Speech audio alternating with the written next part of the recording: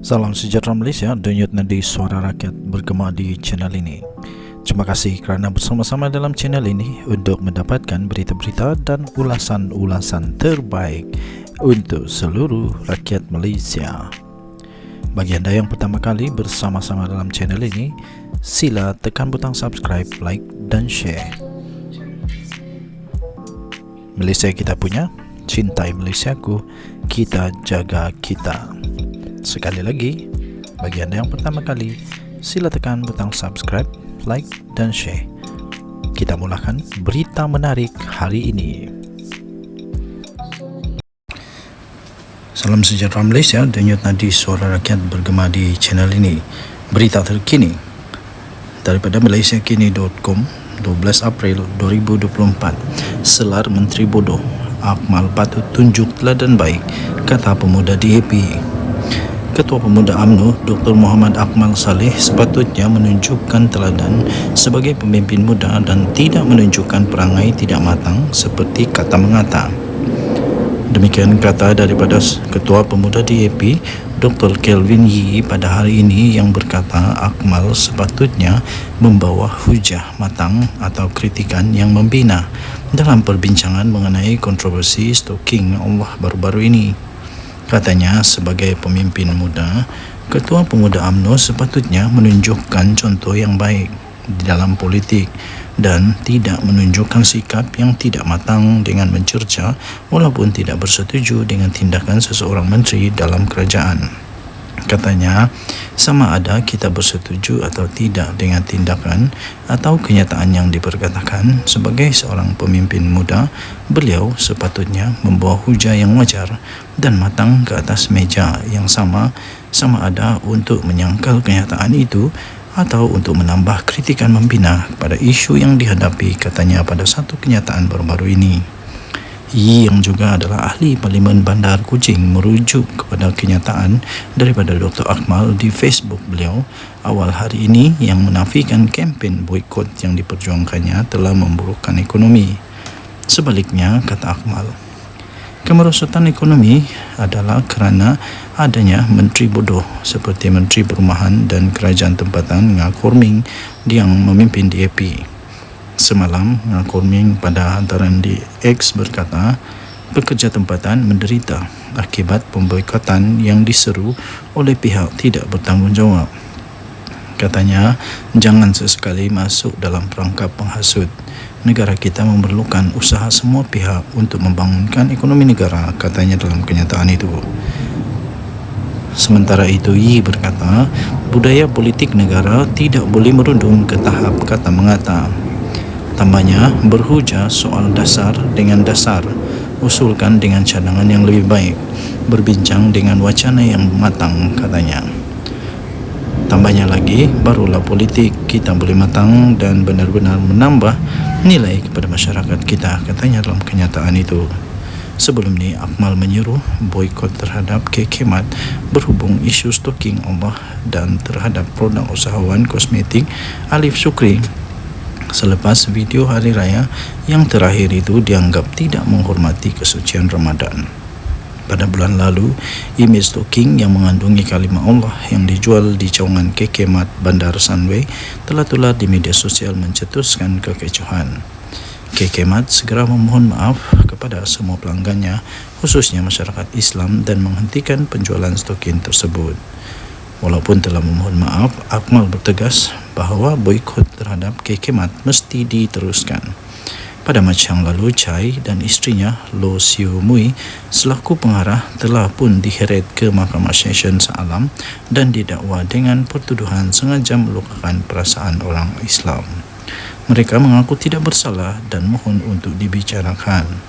Selain menjadi sasaran kempen boikot khususnya daripada pemuda UMNO, 3 kedai serbaneka KKMAT diserang cubaan bom api. Yang di-Pertuan Agong, Sultan Ibrahim Sultan Iskandar kemudiannya menggesa semua pihak berhenti mengambil kesempatan terhadap isu itu. Dan baginda bertitah, perkara berkenaan perlu diselesaikan dan diserahkan kepada pihak berkuasa. Denyut nadi suara rakyat bergema di channel ini. Jangan lupa untuk tekan butang subscribe, like dan share. Untuk mendapatkan berita lengkap, sila layari malaysiakini.com bertarikh 12 April 2024 bertajuk Selar Menteri Bodoh, Akmal Patut jadi tunduk teladan yang baik, kata pemuda di AP. Malaysia kita punya, cintai Malaysia aku, kita jaga kita. Kita jumpa lagi, bye-bye. Salam sejahtera Malaysia, denyut nadi suara rakyat bergema di channel ini. Ada seorang kawan minta saya untuk buat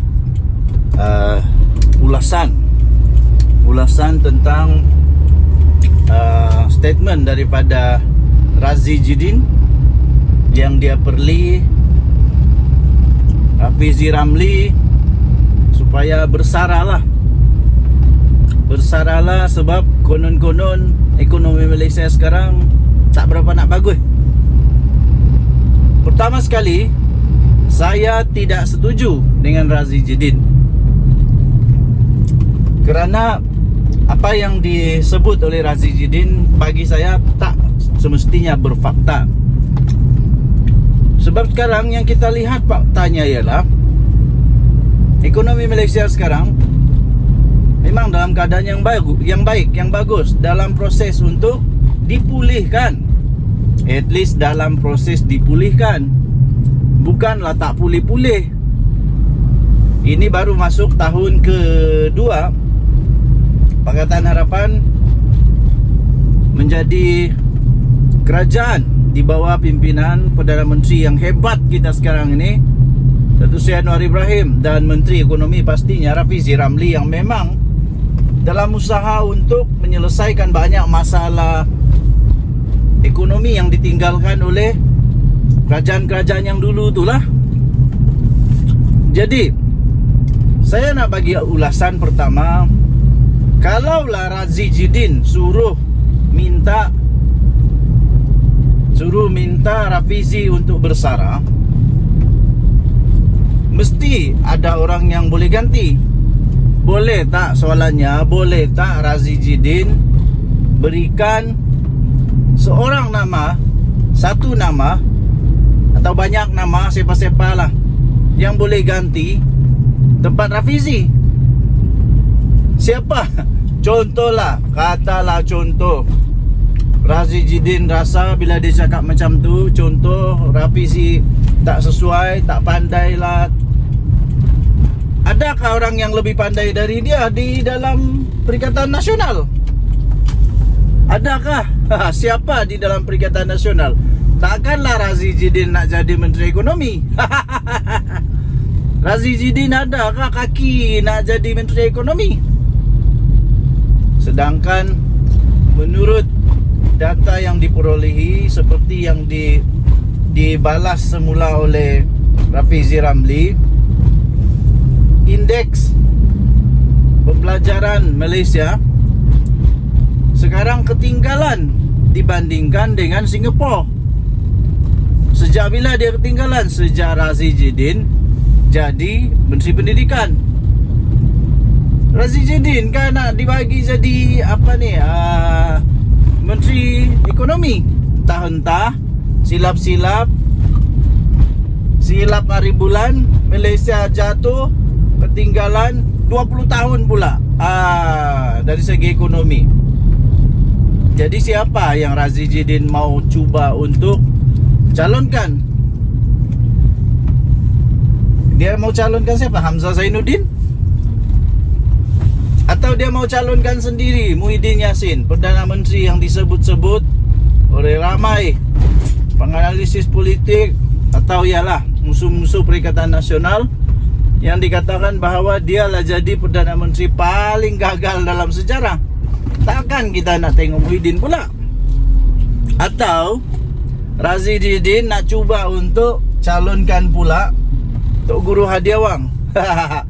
Tok Guru Hadiawang ada kaki kah jadi Menteri Agama? Menteri Agama pula, Menteri Ekonomi. Tok Guru Hadiawang tahukah tentang ekonomi?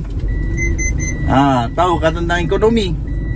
Bolehkah negara luar mau datang untuk melabur di Malaysia? Kalaulah mereka yang saya sebut tadi itu jadi menteri yang bertindak ataupun menteri yang bertanggungjawab kepada ekonomi Malaysia.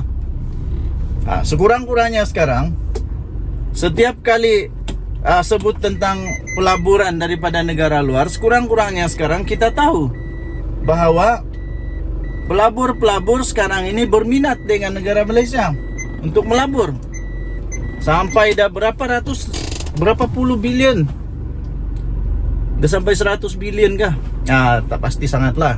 Tapi at least semua pelabur dari luar sekarang sangat berminat untuk melabur di Malaysia. Itulah buktinya ekonomi Malaysia sekarang dalam keadaan yang dalam keadaan yang sedang untuk pulih. Jadi janganlah terburu-buru kata semua formula belum lagi ni. Formula itu mengambil masa.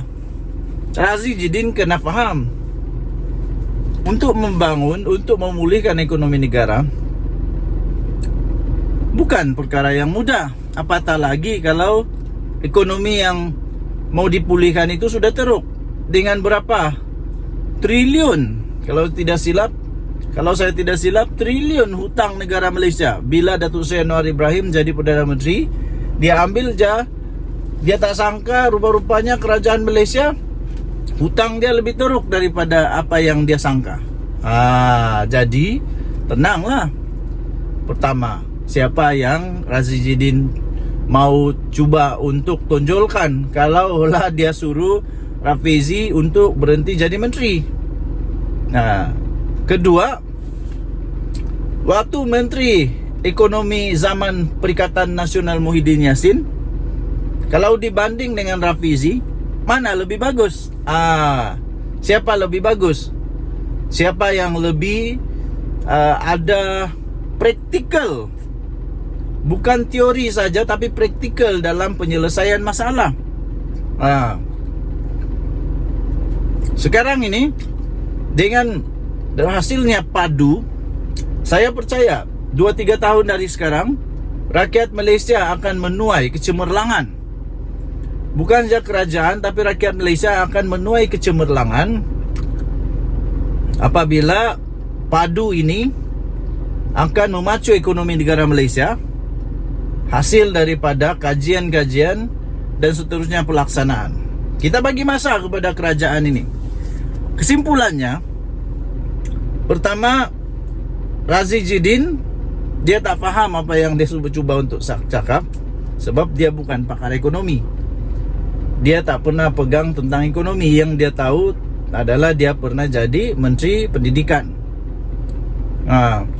Lepas tu, kesimpulan kedua, saya tidak setujulah kalau Rafizi Ramli ditukar. Kenapa? Kita dah penatlah tukar. Bagi masa untuk orang yang dapat deliver keputusan yang bagus dengan teori, dengan kajian dan pelaksanaan yang bagus ini. Bagi masa 2-3 tahun lagi kita baru tengok semula apa hasilnya. Bukan tup-tap nak tukar lah, nak nilah, bersara lah. Kalau nak bersara, apa kata Razi Jidin bersara? Dia nak tak? Cermin diri dulu. Okey, jadi apapun, kita harap semoga negara Malaysia akan terus aman makmur, terus dapat banyak pelaburan daripada luar negara, daripada dalam negara, dan akhirnya negara Malaysia, rakyat Malaysia sendiri dapat merasai nikmat kebahagiaan kekayaan negara Malaysia. Denyut nadi suara rakyat bergema di channel ini. Selamat Hari Raya saya ingin ucapkan kepada seluruh rakyat Malaysia. Kita jumpa lagi, bye-bye.